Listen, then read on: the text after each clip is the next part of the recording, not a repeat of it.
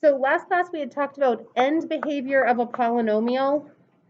So this is 0.15 degree of a polynomial, but we had looked last time at end behavior. So by looking at a function, you can determine the end behavior of a function just by the leading coefficient and the degree. So we talked about how the right side of the graph is based on the leading coefficient, right? Positive goes up, negative goes down, just like our transformation rules. And we had talked about even or odd functions, like an even function is x squared, x to the fourth. We had talked about how the ends go in the same direction. And we had talked about how if the degree was odd, like x cubed, or a linear function, they go in opposite directions. So I just wanted to recall these rules because we had talked about them last time. If you were going to look at questions 4 and 5 at the bottom, what if I just told you, I'm not giving you a function, I'm just telling you, hey, you have an even degree, x squared, x to the fourth, and your leading coefficient is positive. Oops, this negative goes over here. Leading coefficient negative goes over here. So in number 4, your degree is even and your leading coefficient is positive. So sketch me a graph of some polynomial that would have those two characteristics. And then number 5, what about if you had an odd degree and your leading coefficient was negative? So there's multiple correct answers. Just sketch me a graph that would fit that description. So this is page like 3 of 015. Did everyone find where it was? It's the bottom of, we did all that summary and the rules for end behavior. I just wanted you to take a minute and recall the end behavior rules before we review some vocabulary on polynomials. So if you had even degree and a leading coefficient that was positive. Does everyone have this set of notes? I gave it out, I think, last time or the time before.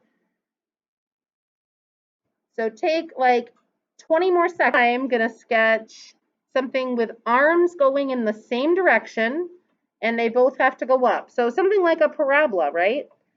Or you could even do like a 4th degree function with more bumps in it, right? It has to be a smooth curve though, so you can't draw an absolute value V shape because that's not a polynomial.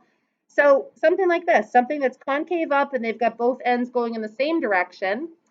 Meanwhile, number 5, if it's odd, they have to go in opposite directions and the right side has to point downward. So maybe something like this, that would be like a cubic function. You could even do a linear function with the right side going down and the left side going up, right? This might be like an x squared graph, x to the fourth graph. This is an x cubed graph or a linear function. That's the difference between even and odd functions and positive leading coefficients versus negative leading coefficients. So just knowing that rule for end behavior is important. The front page of these notes really just review a bunch of vocabulary that maybe you should have heard before, and if you haven't heard it before, here's kind of a refresher. We're not going to go really deep into all these definitions.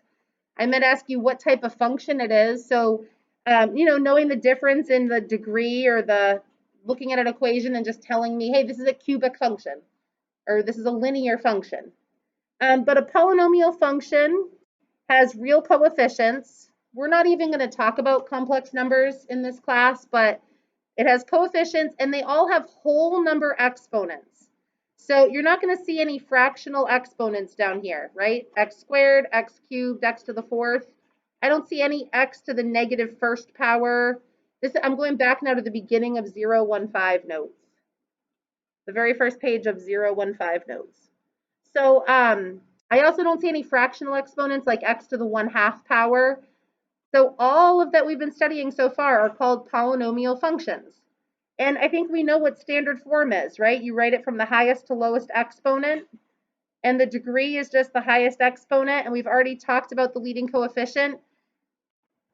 And then here is just, if you're a quadratic function, you have a degree of 2, and that's a quadratic function. So just, being fluent in that vocabulary, but these are all words that you should have seen before.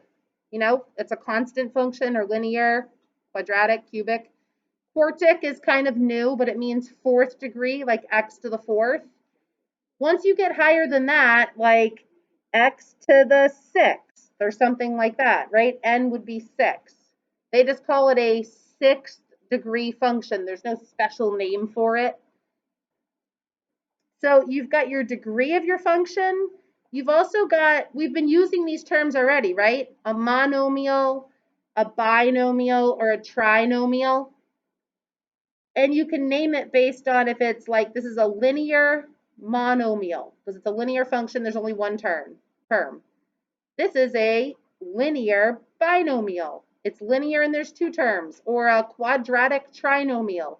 So just being fluent in this vocabulary, I'm not going to ask you a bunch of definitions, but if I ask you what type of function it is, just using some math terms, this I just put on there for kind of SAT or PSAT because I don't focus on these. These are not polynomials. A y cubed is not a polynomial. I just wanted to show you that if maybe the SAT asks you the degree of these kind of odd looking terms, they're not functions, right? Y cubed is not a function, but they would call it the sum of all the exponents.